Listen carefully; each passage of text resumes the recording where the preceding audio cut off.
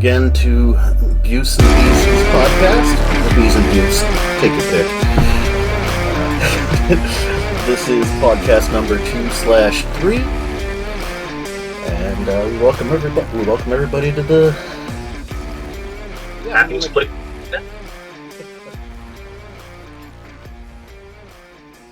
No, not the happiest place on the internet. I'm pretty happy here. I'll take it. One of the happiest places for me on the internet. Happiest place on earth, Tijuana. Oh, Simpsons. All right, so last week we started talking a little bit about,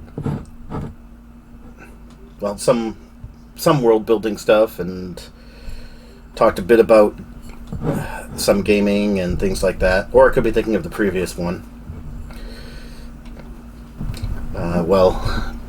Buse, I cannot speak tonight. While Buse is finishing chewing. So we decided we're going to kind of go a bit more into kind of some world-building aspects with some of the stuff we talked about, specifically the superhero game that we had talked about before. Mentioned before, that was from an idea I had for a while, kind of developed from watching some of the Marvel What If stories, and those Marvel What If stories, the original comics, were some of my favorite comics when I was a kid, mainly because they were like one-shots, and anything could happen in it. Oh, and people tended to stay dead in them too, unlike in modern comics sometimes, but, That's actually an interesting story. Do you know who was the first character in Marvel to come back from the dead in the modern era? I'm assuming Jean Grey. Elektra. Ah! Makes sense. So, there was always those somebody dies issues back in the day, but you don't even... They're alive again by the beginning of the next issue sort of thing. Mm-hmm. So, when... what's his name was writing Punisher at the time? All I can think of is Frank Castle, but that wasn't him. Miller? Yeah, Miller, Frank Miller. So him and his writer went in to go see Jim Shooter and said, "We want to kill Elektra. We need your permission." And Shooter said, "Here's the deal. If you kill Elektra, if you kill a character, they stay dead. So you can't bring her back." So 3 years later, they came back in and said, "We have the perfect story to bring back Elektra, and it'll make sense in continuity." And he's like, "What did I tell you guys?" So he wouldn't okay it for a while till they finally talked him into it. But that was the first one. Jean Grey would come back a couple of years later. Ah, gotcha. I wish they had not started a pattern. It's a joke, actually, in X-Men today. And they're dead, yeah, but not. How many people have we seen die and come back? They asked back in the late 90s. Mm-hmm. Yeah, I think almost every X-Man has died and come back at this point. Or at least the central team. It feels like it. And then Cannonball is immortal. If he dies, he just comes back. Yeah, well, I mean, he was one of them before even I had left comics. What do they call them again? This is a Rob Liefeld, Fabian Nicienza special right here. The Externals. That was it, because I knew it wasn't Eternals, but I kept wanting to say that. Yes, the Externals. So that would be him, and Gideon was one of them too, wasn't he? Mm-hmm. And it turned out Bobby DaCosta was too at one point. Okay, I thought Gideon just wanted Bobby as like his protege or something. This is a silly storyline. It was not well done. Gideon took Bobby away from the New Mutants to train him after Bobby's father died. And Bobby had to learn how to run the business. And Roberto DaCosta. And so he thought Bobby was the external, and it turned out to be Sam. And later on, it turned out to be both of them. And that storyline died shortly after it turned out to be both of them. So, and what a rip-off concept. Rob Liefeld straight up stole that from Highlander. The only way you can kill an external is to take their head. Well, I mean, when you're a fan. And it's not, it wasn't hidden either. Like, it's just right out there. And I'm like, this is the dumbest thing. Technically, Apocalypse is an external. It was just one of those things that was not well done. Are they? Which actually, go ahead. I was gonna say, are they all foundling orphans too? Maybe. I don't know. I stopped reading X-Men not long after that because X-Force they changed creative teams. And I know there's a lot of us in the nerditude out there, geekitude, whatever you want to call it, the fandoms, who take everything that every writer says to heart.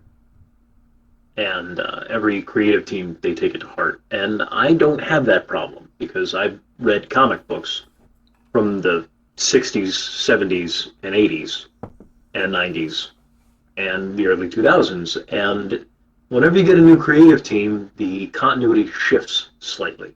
Mm-hmm. And sometimes you can keep it running together, and sometimes you can't. And I'm used to that. And when I get a creative team I'm not interested in following anymore, I've come to accept that they're not writing for me anymore. And that's just the way it is. Which is too bad, but that's really how I feel about pretty much every fandom I've been a part of, with a few independents as exceptions, like girlgenius.com or girlgeniusonline.com or PS238, but he stopped updating. He updates like once a year now. 1 page a year, that's a whole lot less. But we're kind of diverting off of our topic today. What is that? Girl Genius? Yeah! That is a great story. I cannot stress that enough. Phil and Kaya Folio do an amazing job with that. Highly recommended. And it's online for free. You can buy the books, you can buy the t-shirts and the pins and everything else, but it's totally free. Go watch it. It's amazing. Yeah, I got Is there anything else? What? Yeah, I'm gonna actually read that before I return it back to you. That's fair. That's like the first, couple of stories. All right. So is there anything else you want to talk about before we get into the meat and potatoes? No, I think I'm good. I was gonna make some sort of joke, but it just didn't come to me. So we're done with appetizers. Yes. Now on to second breakfast. There we go. All right, so last week we were talking about, as Buse was telling us, we were talking about the D6 system. We were getting all the boring stuff out of the way so we can do the fun stuff this week. And talked about, D&D and Star Wars and Star Wars D6 and how that led to the creation of our superhero system that we made. Got into a little bit of detail on that, not a lot. I really ought to put that online somewhere so we can link it up if I can find a copy of it. I know I have it here somewhere in a backup, but you know how that goes. Oh yeah. So today I wanted to talk about the storyline you wanted to do, because you presented this to me last week.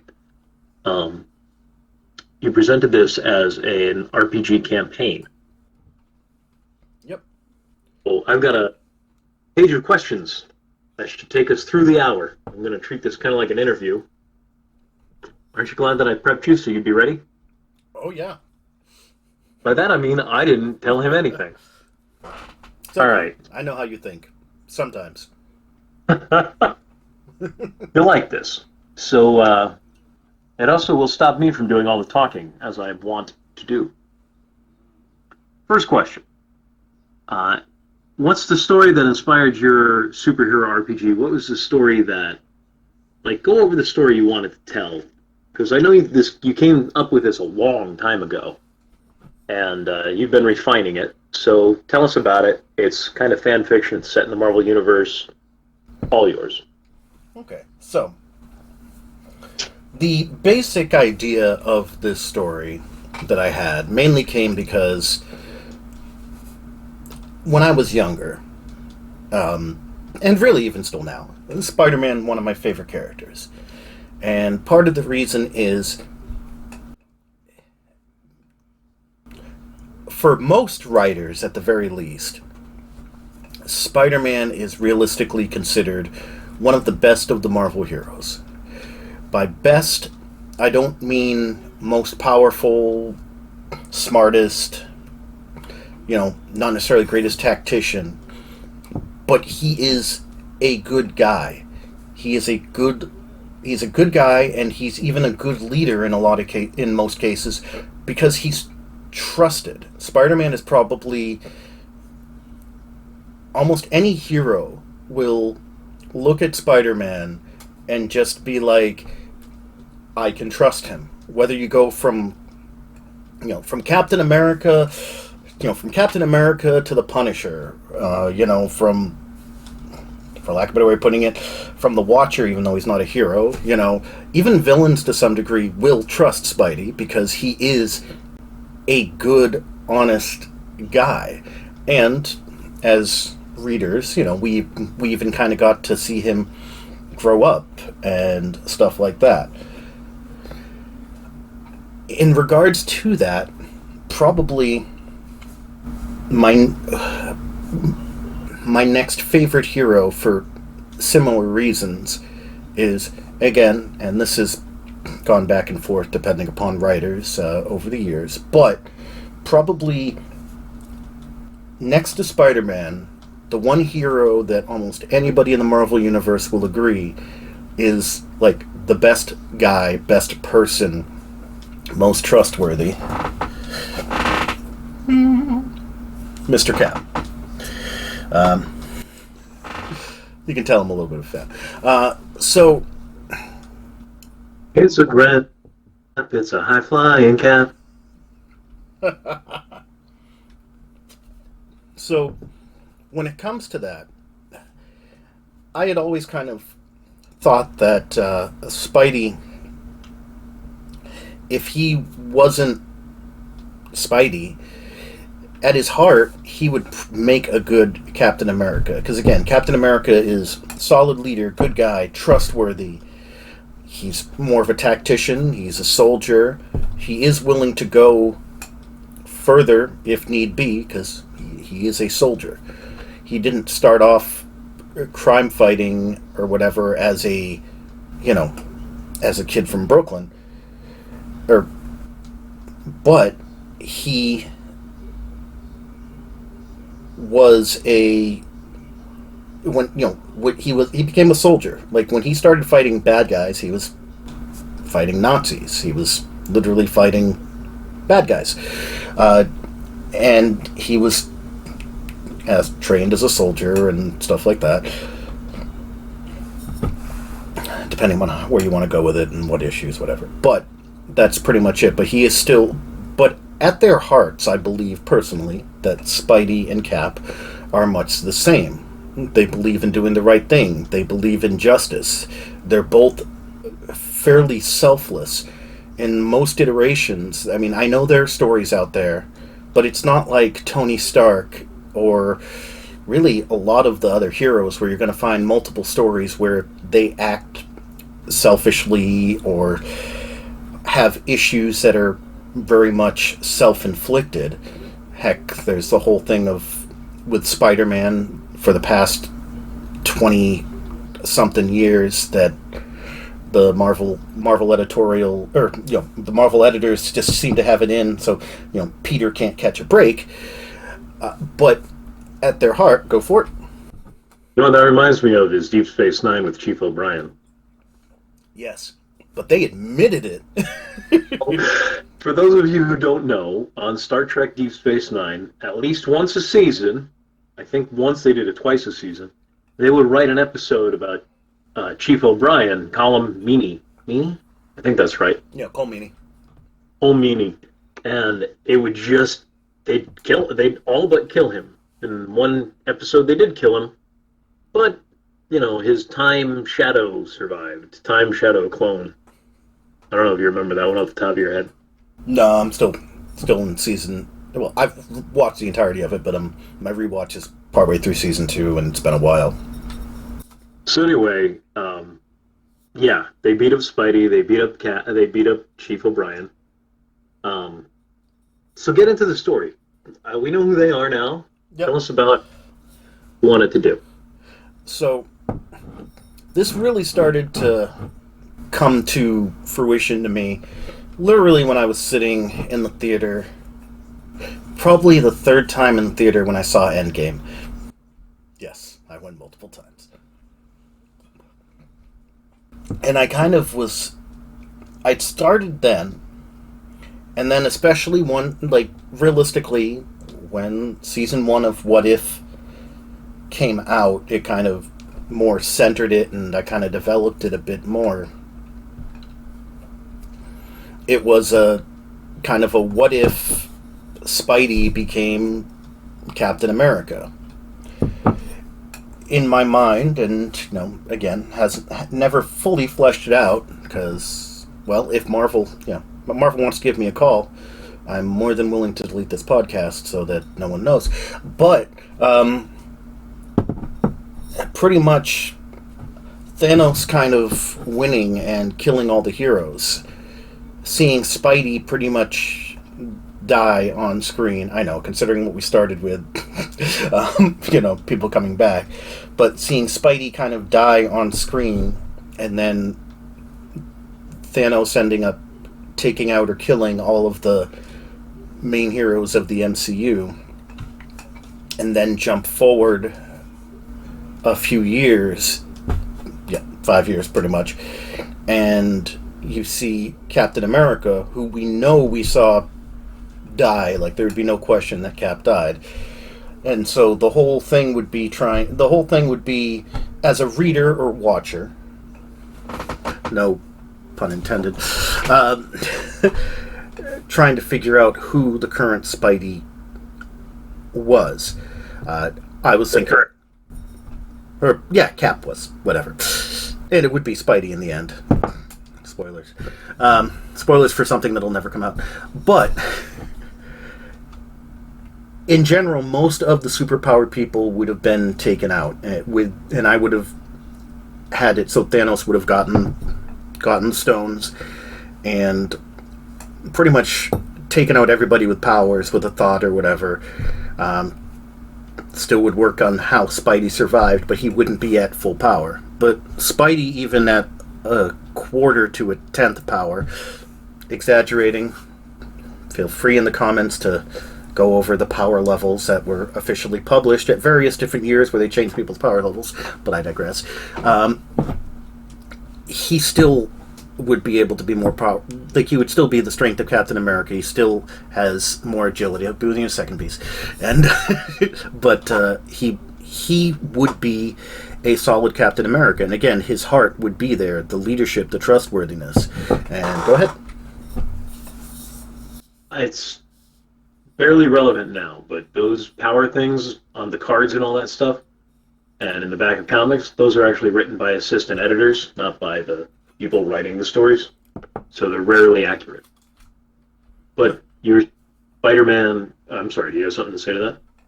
Oh, no, I was going to say, the real power level of any character, the real intelligence of any character, is based on the current writer of that issue. Yeah. So you have anything more to say about why Spider-Man will make a great Captain America? No, that's pretty much it. I think he'd make a great Captain America at his heart. Probably not as good when it comes to tactics, but he's a good leader. He also listens to people, so... And it would be cool. He's also at that point been doing this a long, long time. Yeah. 5 years of pretty much fighting a resistance and trying to kick various people off your planet will turn you into a bit of a soldier.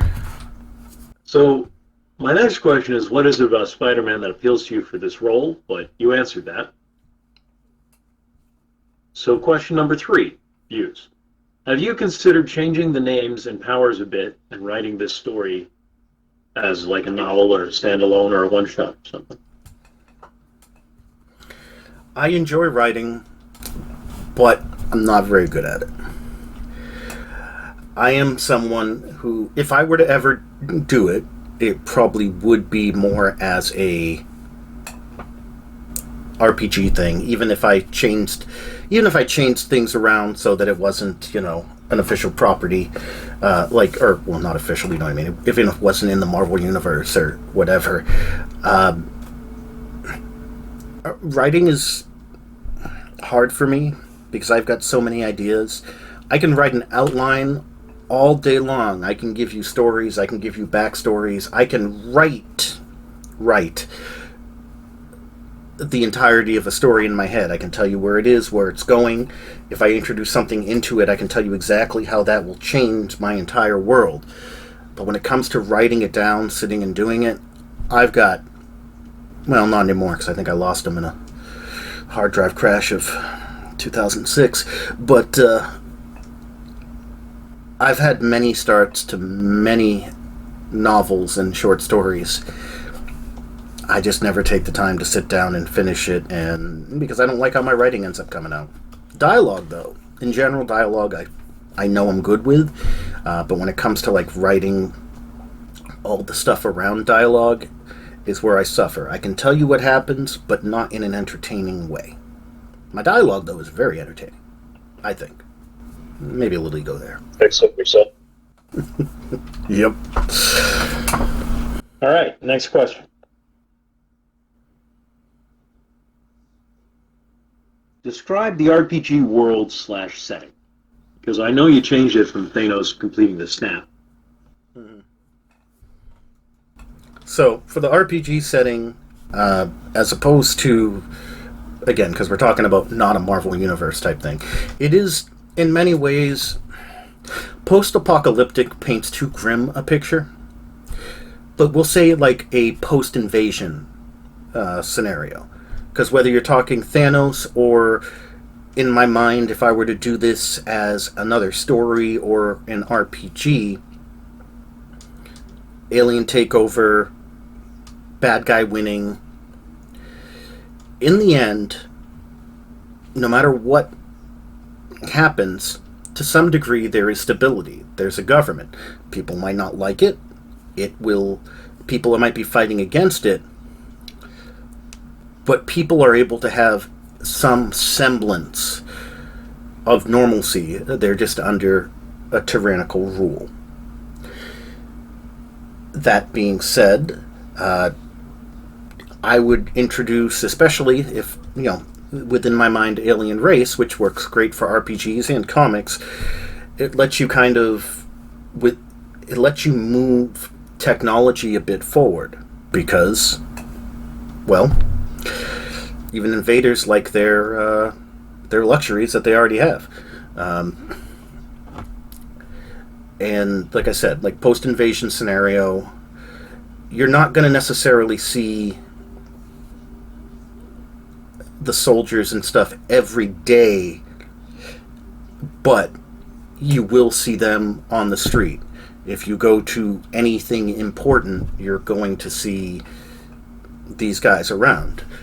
Which, for the sake of my story, whether it be in a comic book world or an RPG world, those people are targets, but you also have civilians.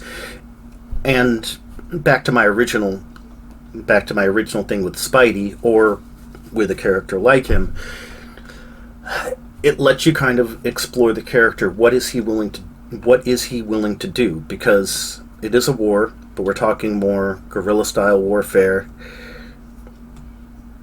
and it's easy for lines to get blurred, especially when you have people who, like I said, there is stability and normalcy, even with an invading force or a tyrannical rule over you. You're going to have people who your neighbor might not work for them. He might put on a uniform and be the same guy who shoots at you if you're, masked up and trying to fight them.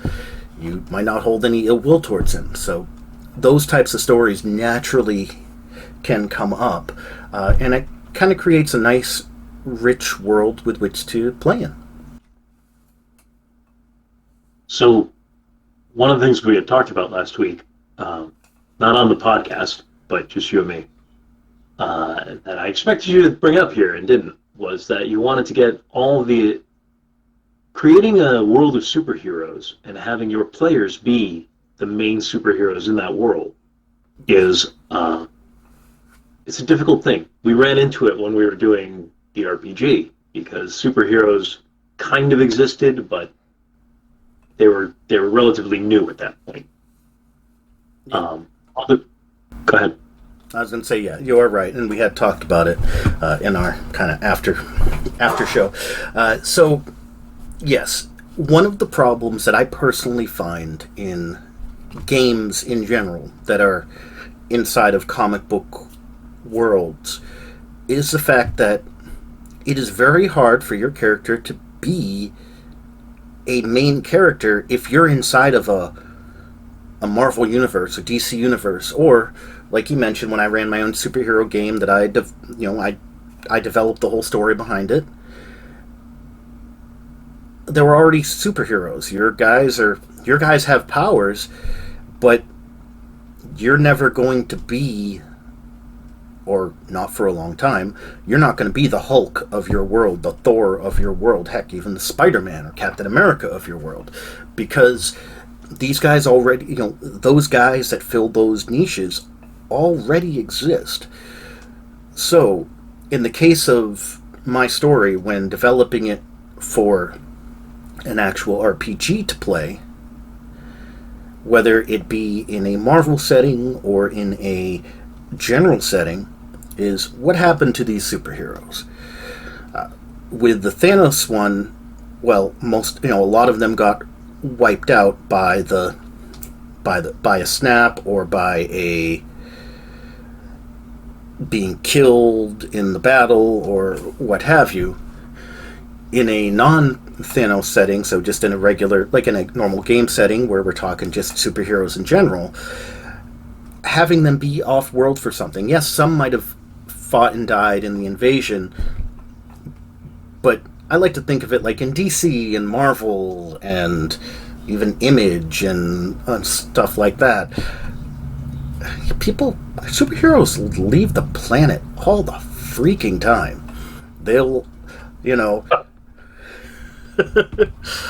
how many times did the X-Men go to help the Shi'ar? Or get kidnapped by some other alien race? How many wormholes, when they're exploring something, did they, do heroes get sucked into? Or whatever. So, you don't have to kill all of them off, but if you take them out of the equation. So when you're creating characters, because you're starting characters,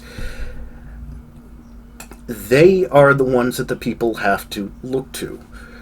And, they're going to be your Avengers or Justice League because they're all that's left to fight. Now, in the sort of game I'm talking about in the beginning, it's going to be mostly local people will start to recognize them. You put on a costume and you start fighting the bad alien soldiers. Yes, you're going to become known locally, and eventually, stuff's going to come down on you. But you'll be known by the community, and by that point, you build yourself up. So now you are this world's Iron Man, Thor, Captain America, the one that the whole world looks to. You're this world's Superman. Even if you don't have powers on that level, again, in a game, it doesn't matter as much, because, at least with me, I create quick aside. When I create characters in any game, I use the basic rule set, and I just develop them up to a certain point. I don't give bad guys or friends or whatever any additional abilities that they could not have earned within the game setting if they were players. because that actually bothers me. It's something that in games and stories and everything in general that bothers me. I've always hated, even though I love video games and I love RPGs, and when I talk about RPGs right now, I'm talking about playing a computer game type RPG. It always bothers me that the bad guy that you may have worked with when you were younger and stuff like that. Now he's this super powerful thing with glowing tentacles coming out of him, but that's just supposed to be his natural final form, even though you have access to the same power as him. It just doesn't make sense. So, on the Sega Genesis, the X-Men 2 game, when you fight Magneto, incredibly powerful villain. When you play as Magneto, what happened? He's as powerful as the rest of the heroes. Yep. So, I don't know if you watch any of the Viva La Dirt League short videos or anything like that, or even if you know who they are. Yeah. Okay. Well, Horse Puck. Yes, Horse Pocket. One of the shorts they... Sorry. It's all good. One of the shorts they did was pretty much a guy, he fights the big bad and he joins his crew, and the big bad goes from being this giant demon to, and then his special ability goes from taking out half a forest to poof. Yeah. And that's the type of thing I kind of want to avoid. That player character, there's a reason that in video games and such, and even in paper and pencil RPGs, because characters fight. Player characters are incredibly challenging to each other as it is. It was one of the things I liked about the D6 system, because almost anybody can be challenging. It just, because it's a skills-based game, you sometimes just have to think your way around it, which I've been in games where Buse has done so. And it's fun. It's cool. Heck, when it comes to games, I'd be more than willing to give just making up something, but a level, 100 character to a player and have them be the final boss and just see what they could do against me, because there's an they can sometimes be more difficult than these super powered guys who, you're just waiting for okay, I just need to wait 30 seconds and he has an opening. Okay, 30 seconds and he has an opening.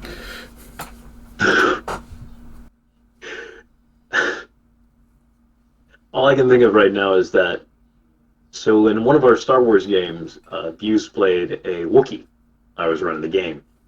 And he was like, I don't know how much strength to put into this character, because it's a maximum of 6D, and human maximum is 4D, and 5D would give me an advantage. And I'm like, if you're playing a Wookiee, you're playing a Wookiee for the 6D strength. You are. And I put him through challenges that drove him up a wall, because I think one of my favorite lines was, we'd be talking out of character sitting at the table, and he'd come up with some amazing plan to deal with it, because his knowledge of the Star Wars universe and of schemes and whatnot is vast. But his character, in taking 60 strength, didn't have enough strength to make a very knowledgeable, intelligent, tactician-type character. So I would often say, yeah, you know that. Does your character know that? Roll your tactics for me. Or roll your knowledge for me. And his knowledge was 1D, which is below average. So he'd be like, 2. Well, you need at least a 15 to get that. So roll your tactics for me. 2. And we actually had a lot of fun. What? I said, oh yeah. It sounds like it's constraining, but when you min-max, part of the fun is dealing with the fact that you have minimized stats.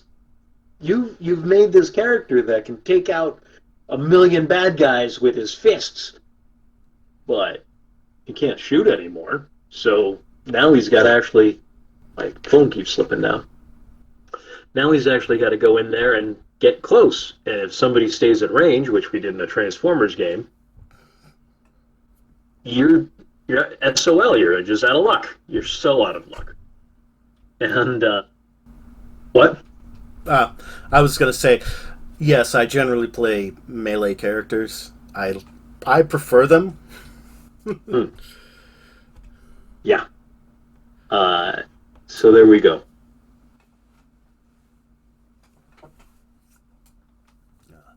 Yeah, I was we had some. Are you going or am I going? Because we can't go at the same time. I'm going. Copy. I got the finger. Got it. We had some great times in our games. They're a lot of fun. I got one of them up on a YouTube channel somewhere, about half the game included. That was the Wookiee game, actually. Um, so here, are you ready for the next question? go for it.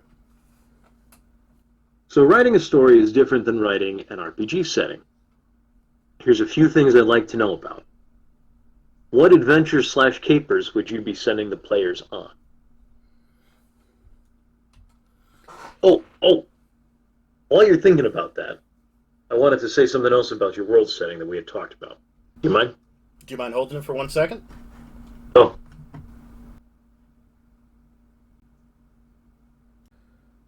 All right. So, what was the question again? let me know when we're back. Yeah, I didn't hit the. I did a countdown and everything, but I Oh, didn't hit the where button. did you get? So yes, go ahead with your question again. All right. So the question is, what adventures slash capers would you send the players on? But before we get into that, so I don't know if you have anything planned on that regard. The scenario we ended up talking about was an alien invasion one that Buse covered, and what I really liked about it was so we send the main heroes off to fight the alien force in space, somewhere on some other planet, and whether they survived or not, we don't know. But the aliens end up getting to Earth and attacking the Earth while the heroes are gone, and the villains have to step up, and the villains all get captured, the major villains, clearing the world for our player characters to fight these aliens. Um, but it's also whoever the aliens ended up being. I don't know if you made a decision on that. But it also allows later on in the story for the once our heroes are established, our players are established as heroes, for the big heroes to come back and the big villains to come back. Maybe they rescue some of these villains who almost succeeded against the aliens. I like the whole idea of a resistance storyline. So I like those possibilities, and I just wanted to say that. So, what adventures slash capers would you send the players on? Well, like I said before, the whole point of these stories would be to build them up. So we're talking about player characters. So I would probably start off with, for lack of a better putting it, some tutorial capers, which would be saving some people from being beaten or taken by some of the aliens for, whether it be labor or because a kid, mouthed off to one of these guys or whatever. Start off with something smaller like that. Like I said, tutorial type stuff. Then, hopefully, and this is hard to do with. Go for it. One of the nice things about that is you have an idea, when as a player, you have an idea in your head of what your character is going to be. That's why you wrote the backstory. But as you actually start playing the character, the choices you make start to inform who your character is. So that backstory, while important, gets changed. And your character personality, you might find out that while you thought you were this calm, level-headed, laconic character, turns out you're a hothead. And the more you play the character, the more of a hothead you become. Or vice versa. You might, and that's something you learn by playing it, and as you get used to the character, you've got an idea of who it is. But this is storytelling, and it's an improv form of storytelling. So you're going to be making changes to that. So you don't walk into this, you're not walking into this game knowing exactly what's going to happen. You can't study the role and be ready to play, Aramis, Athos, and Porthos, who are the three musketeers, and D'Artagnan, who's the fourth. You don't know that. You think you do. You've got an idea, You're going to have a backstory like Athos, who fell in love with a woman and gave up his nobility when he realized that she loved him and had given up everything to him, but found out she had betrayed him by being a criminal and hiding that criminal past from him. That's a great backstory. But who Athos, who your character who's based off Athos actually becomes, is going to change as you deal with events. And you might start in one place, and after like 3 sessions, you're somewhere else entirely and realize this is really who I want to play. I'm having a blast doing it, and I may need to fix something. So tutorial adventures are where we start, anyway, or highly recommended for any GM. Yep. And also, whether tutorial adventures are even good for players who've been playing RPGs for a long time. Buse can tell you, my early RPG characters were all the same. Hmm? They were the same character. Didn't matter whether I was playing Star Wars, D&D, Rifts, or Vampire, although a few of those he never played with me in. But they were all the same character. I, by my nature, am kind of a shy, mostly, until you get to know me, easygoing person. I tend to be, in general, a bit more pacifistic is putting it too far, but I definitely used to be more than I am.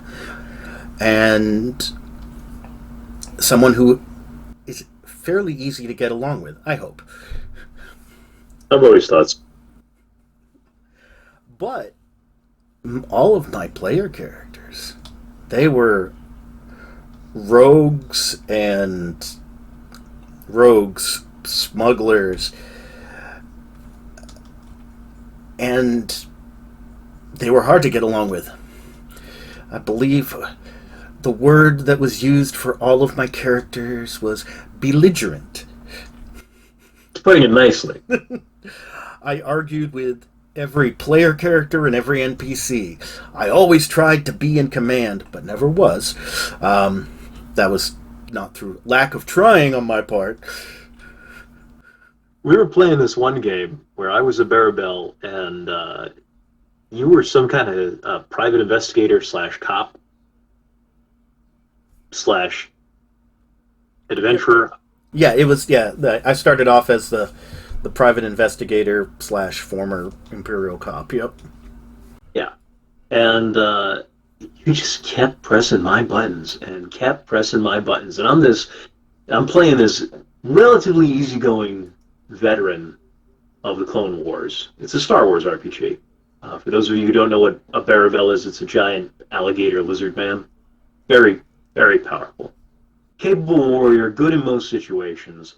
Very easygoing, lets other people make decisions and whatnot, and just peaceable.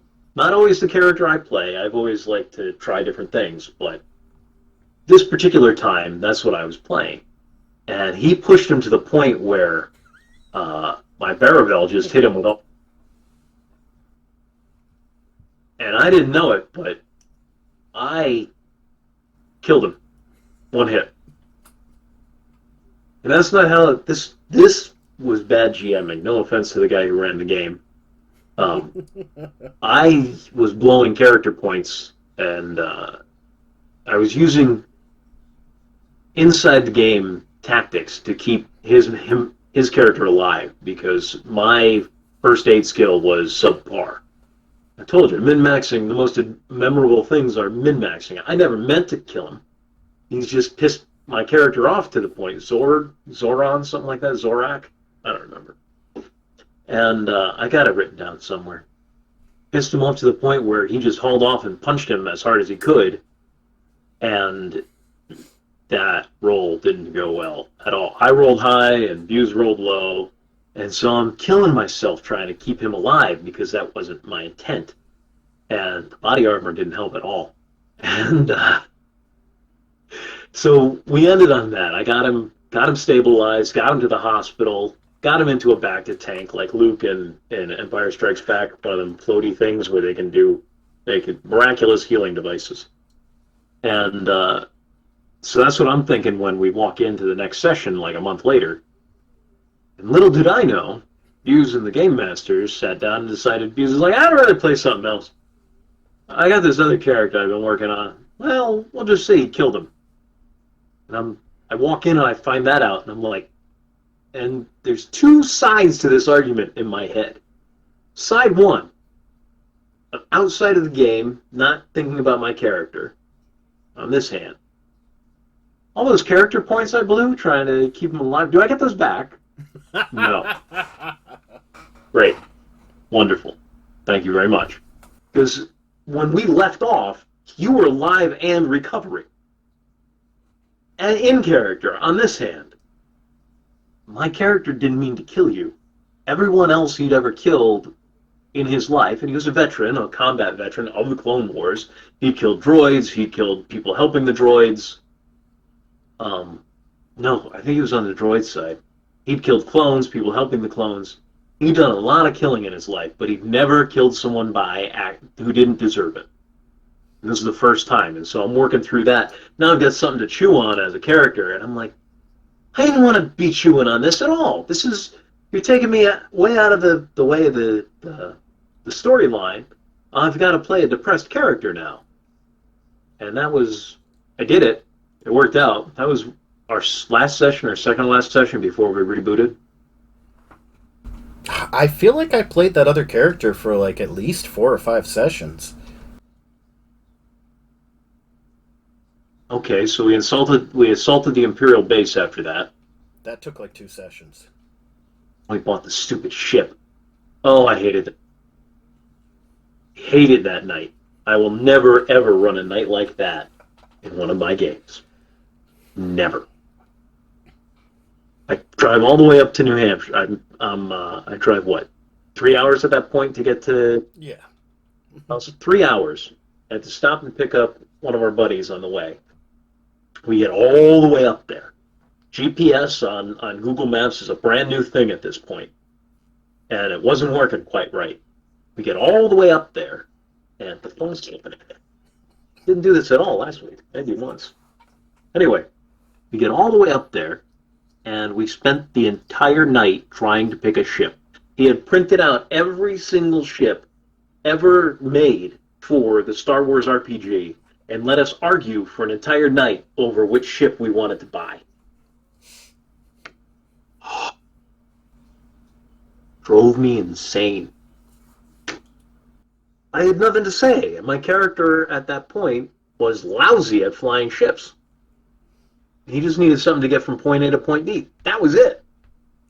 So we spent like 6 hours, and this is one of the greatest things about geek culture. One of the things we celebrate is we just would love to, most people would love to, who are part of this, would love to spend 6 hours arguing over what the best ship would be to get on our budget. And I'm like, I come up here once a month, once every other month, whatever it was at the time. I want to play the game. Oh, I hated that session. Everybody seemed to. Yeah, everyone seemed to like it. I mean, I enjoyed it. I remember the session, but I don't remember much about it. Oh, how can you? We want this ship because it's got this blaster. No, we want this ship because it's got more cargo space. Well, this one's got a hyperdrive that's faster. Stuff we love to argue about normally. Yep. Could have been done in line. Or in a Google group or something, whatever we were using at the time.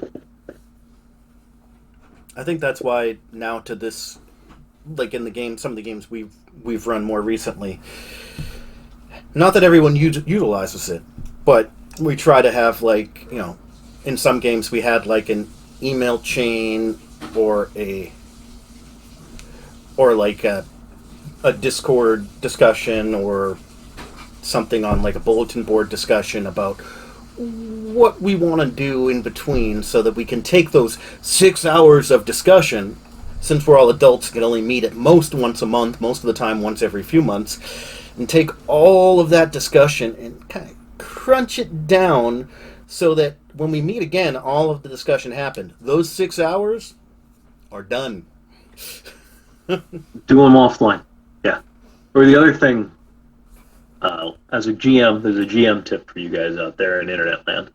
Is I'll give them, like, instead of all the ships in the game, I'll give them at most 10, 12 ships.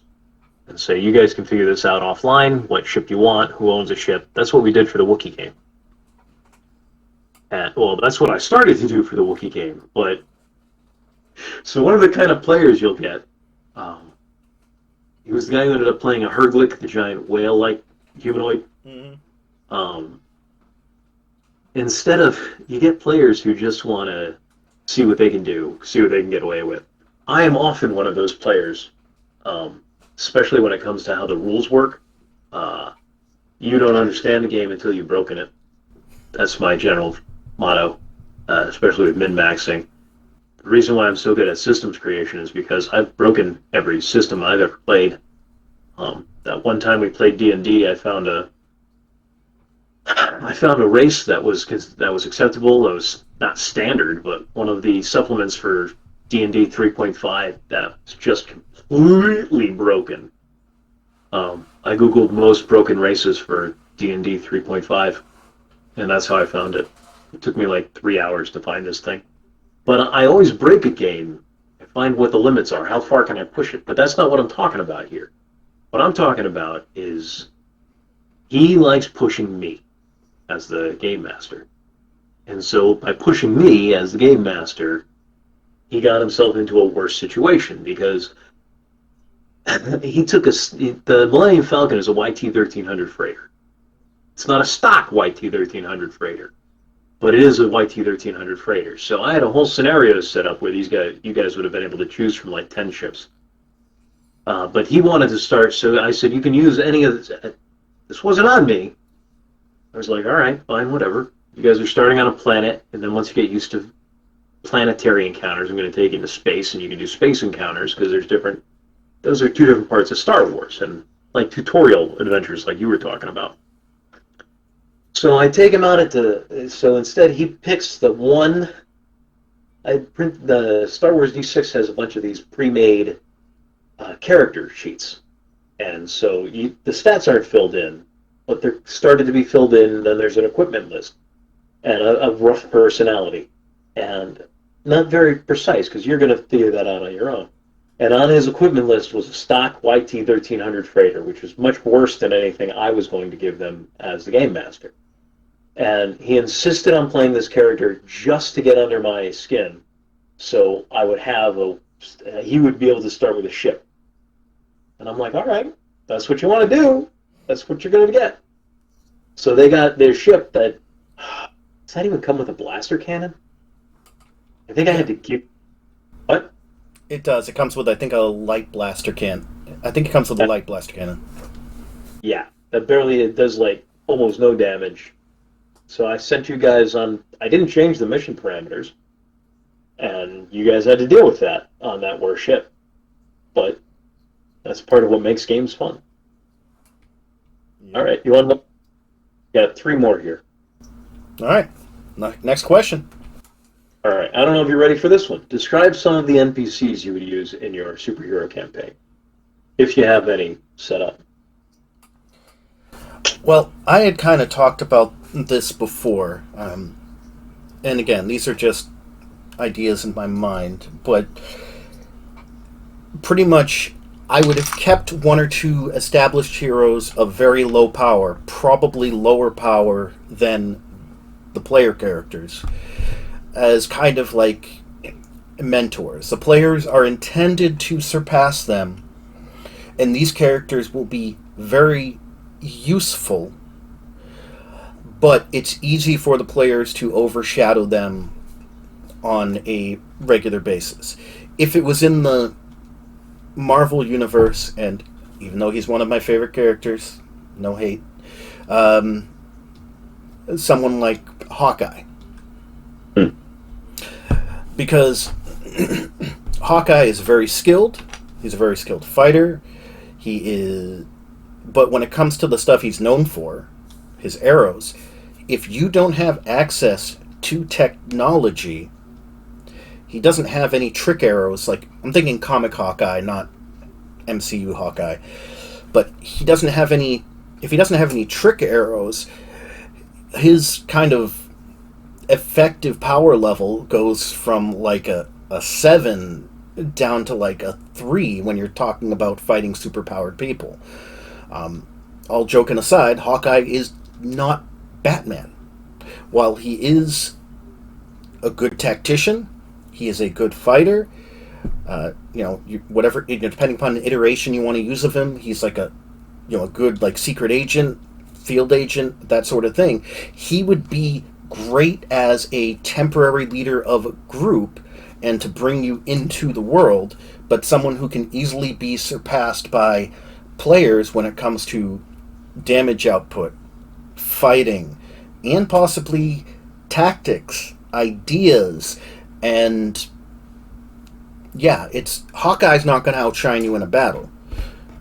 Captain America? Probably. Black Widow can go either way, depending upon the writer.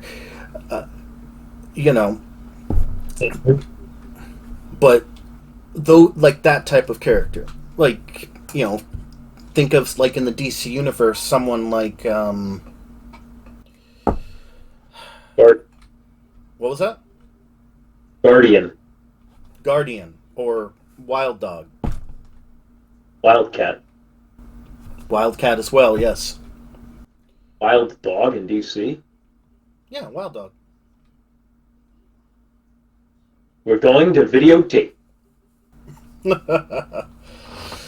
I had seen him before, but I had seen him before in some comics, but I've been introduced to him in Arrow realistically. Oh, have I never... Well, I don't watch Arrow anymore. No, but I'd seen him in some of my old comics. He's been around since like the 70s, I believe. 87. Okay. Well, I was 7 years old then, so... but, someone like, people like that, Now I have a Wikipedia page to read. Interesting.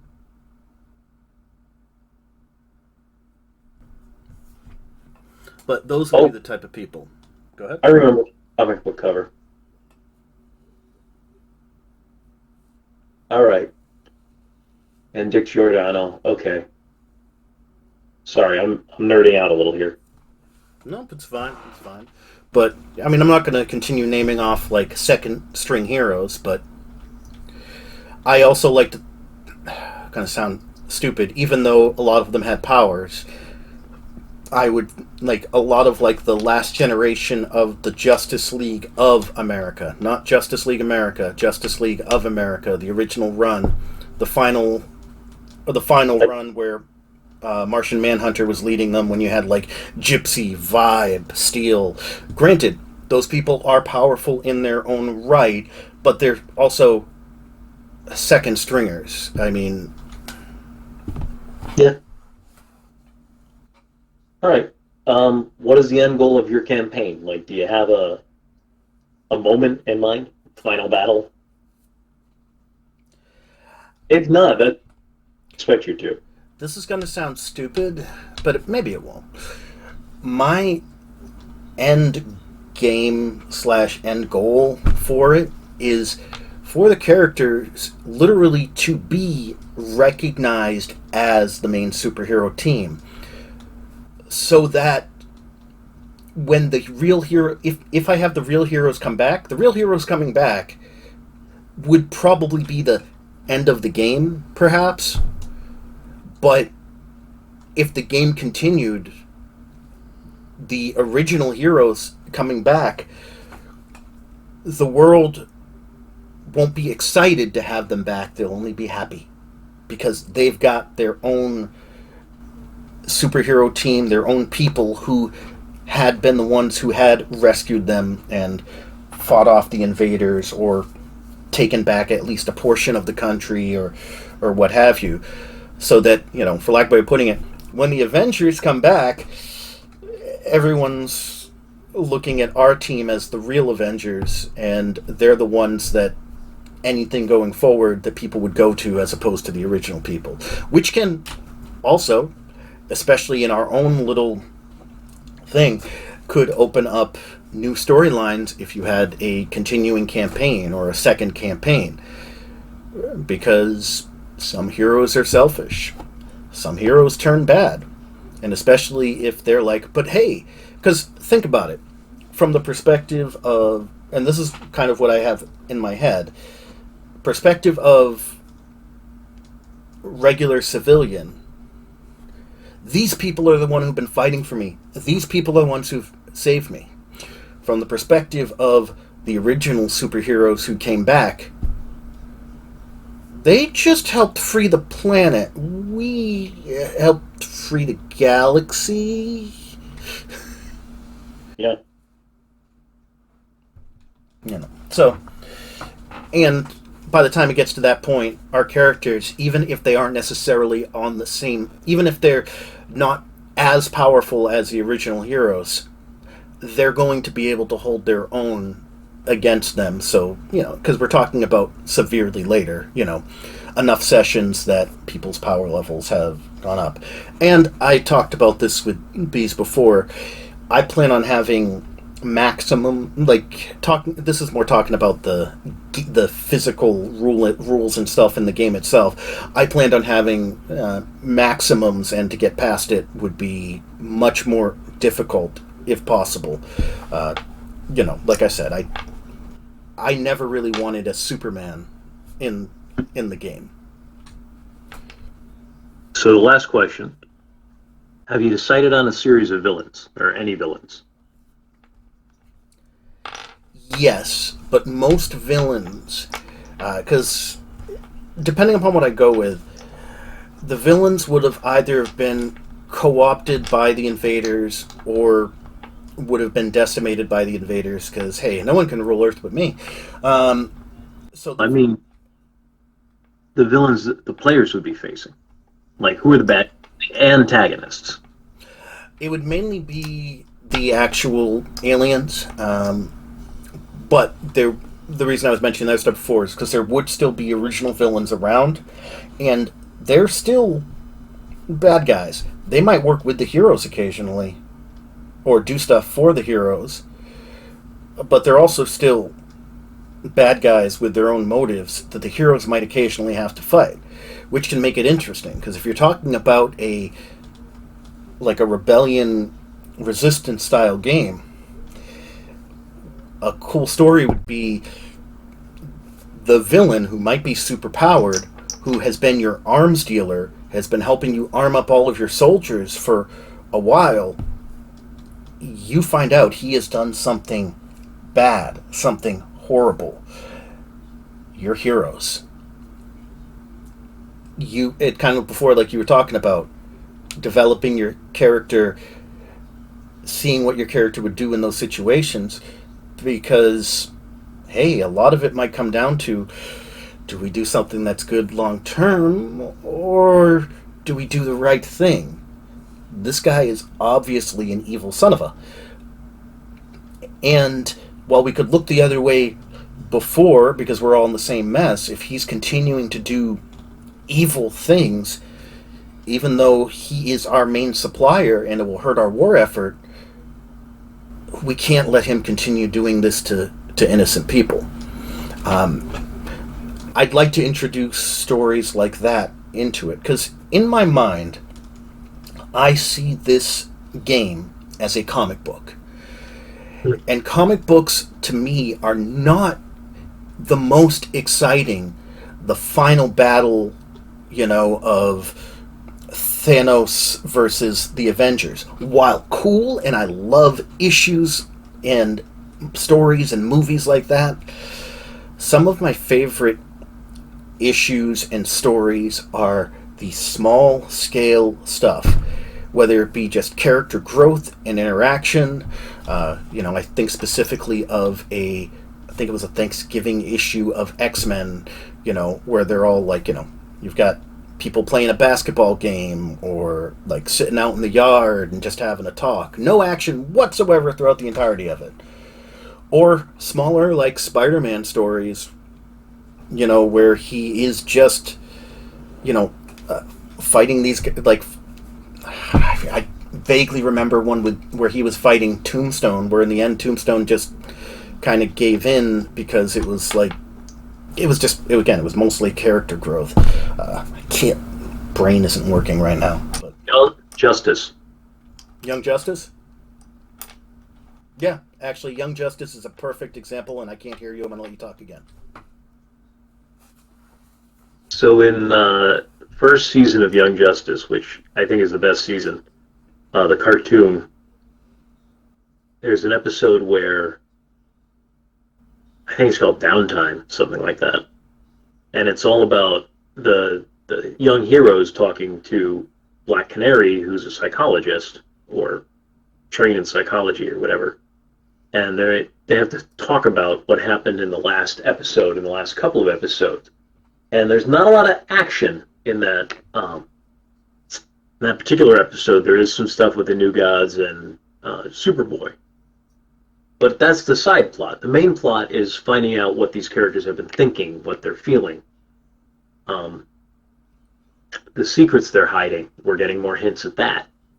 So one of the things Steve Englehart, who is arguably the greatest mainstream comic book writer of all time, and I can't believe I'm saying that.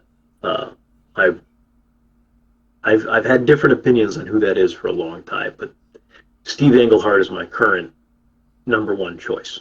Almost every superhero movie you've seen, well over half of them, of all the superhero movies ever made, from Marvel or DC, use Steve Englehart storylines.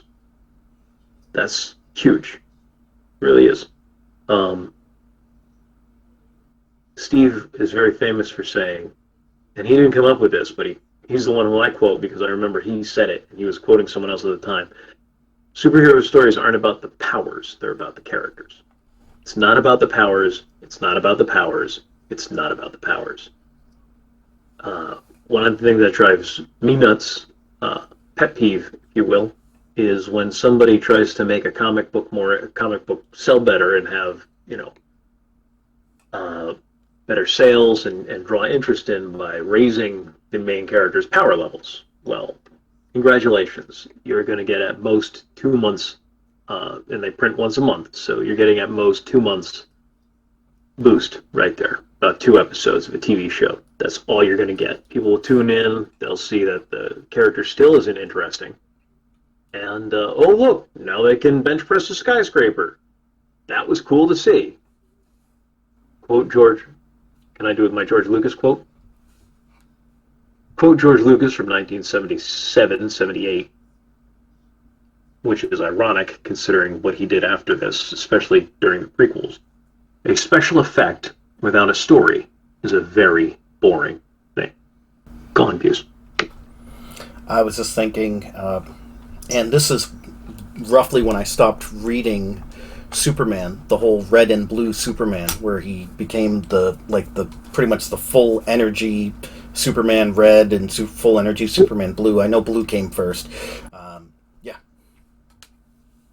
I like the idea of that storyline, but that's all it was. There wasn't, Superman hadn't changed. Lois Lane hadn't changed. It was just something different they were doing, which, you gotta have variety in the comics, but it wasn't nearly as world-shattering. This was, okay, so for people younger than us, the story of Superman Red and Blue made it to the New York Times. I'm not sure it was the front page, but it was definitely the front page of whatever section they covered in Arts and Leisure or whatever. This was big news. This was national news. It was not an A story, but it was a B story. And, like, you could hear about this on the nightly news back before, in the days before the internet was how everybody gets their news anymore. Yeah, it was huge. And it was nothing. If you actually read the Death of Superman storyline, which was the other giant Superman storyline at the time, or earlier than that, that was a long story where, is he dead? Did he really die? Did he come back? There was 4 Supermen who stepped up. Which one of them is the real Superman? Are any of them the real Superman? That's where Steel was introduced, and the current the quasi-current Superboy. I don't know. I'd have to look that up. Yes and no. I could go on for a while on that. That's where Connor Kent was introduced. Yeah, that went on for a while, and I own a lot of those graphic novels, not the originals, but the graphic novels, and it was a well-told, interesting story. Red and Blue Superman, it was fine. The powers were the most interesting thing, which is why sales spiked for what, 2 months, 3 on the outside. You got something to keep them in. You're using a hook without a line at that point, with a fishing analogy. You got them on the hook, but if your line's going to snap if you don't have a good line. If you don't have a story line to keep them in. Boy, I really belabored that analogy, huh? You need a great story, or at least a good story. You draw them in with a stunt, that's fine. There's nothing wrong with not casting, but that's actually what they call it when they bring in a TV show, and they bring in a guest star for a couple of episodes. Like when Brandon Routh guest stars in a TV show, like he did in Chuck. He did it again in, what's the name of that show? The Rookie with Nathan Fillion. So Brandon Routh is a big enough name that he played Superman in Superman Returns, if you guys remember that. He's a big enough name that you can bring in more viewers when you use him. But unless you've got a good storyline, which both Chuck and, what did I just say it was? I keep wanting to say Castle, but it wasn't Castle. The Rookie, both of them had good storylines.